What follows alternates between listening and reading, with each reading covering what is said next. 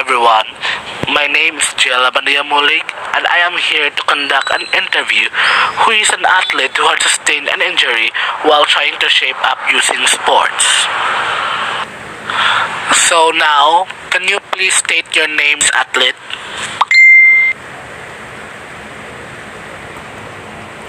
Good day everyone, my name is Alcris Julia Kirgoltia and I am 17 years old. So hello Miss Julia, is it okay for me to conduct an interview with you? It's only about your injury that you have sustained while as an athlete in using sports. Yes, it is okay for me for you to conduct an interview. Thank you very much for cooperating, and now let us proceed to the interview itself. So the first question is, how did you prepare your body prior to engaging in any sporting activity? How long was the preparation? What compromised of the preparation? If there was none, why were there no preparations? How did I prepare my body prior to engaging in any sporting activity is that I have always do some warm-up stretches and that it will take me about 10 to 15 minutes doing the warm-up stretches. In preparing for that, there was nothing else could compromise it and that I was doing good with it, which is why there is none that had compromised me from preparing my body prior to engaging in any sporting activity. Next question.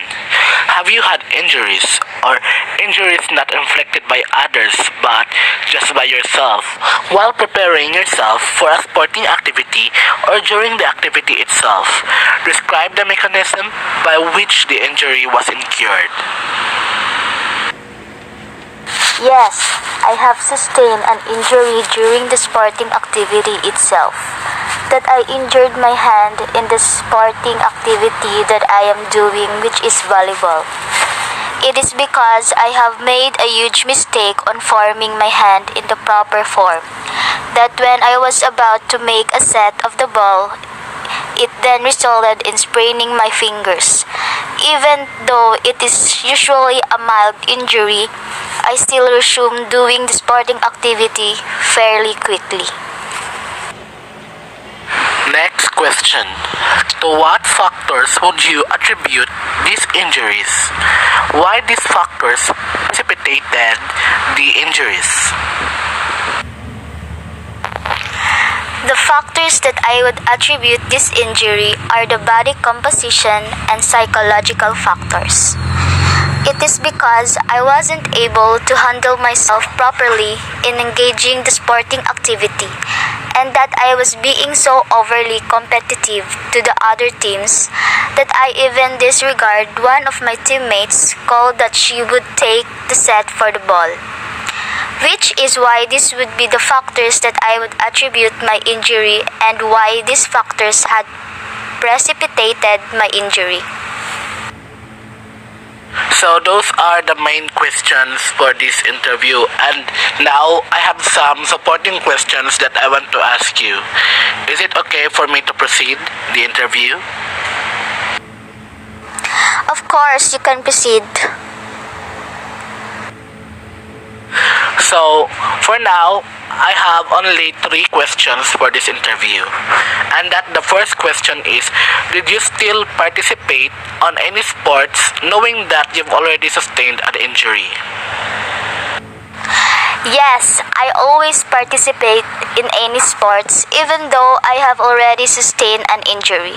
But still, it is not the same as in before when I still haven't got the injury.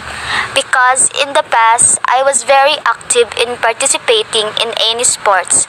But now, after I have sustained the injury, I am not that active so much anymore.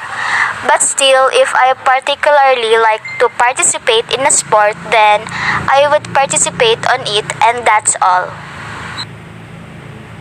Next question. How did you cope with the injury you have sustained while doing the sport?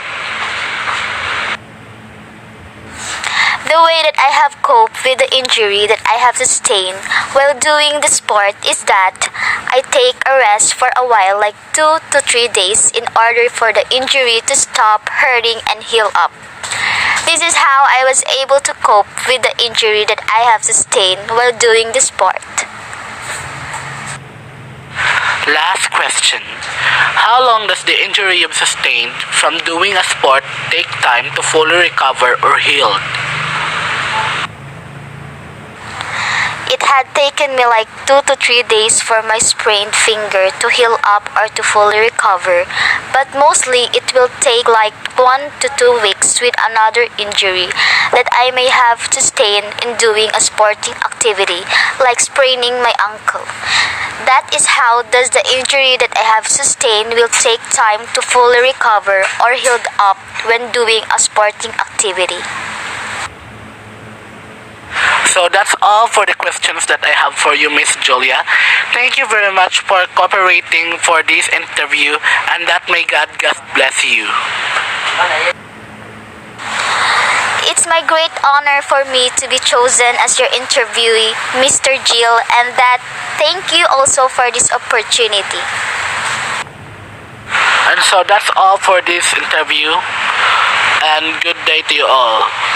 Bye.